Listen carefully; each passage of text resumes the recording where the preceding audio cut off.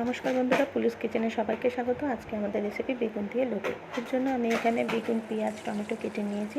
কড়াইতে তেল দিয়ে বেগুনগুলোকে হালকাভাবে ভেজে নেব। বেগুন ভাজা হয়ে গেলে এর মধ্যে এই তেলে কালো জিরে, শুকনো লঙ্কা ফোড়নে দিয়ে দেব। তারপর কেটে রাখা পেঁয়াজ, টমেটোটা দিয়ে কিছুক্ষণ ভালো করে কষিয়ে নেব। কষানো হয়ে গেলে এর মধ্যে দেব স্বাদ মতো নুন, হাফ টেবিল চামচ হলুদ গুঁড়ো, হাফ টেবিল চামচ লঙ্কার গুঁড়ো দিয়ে ভালো করে কষিয়ে নেব।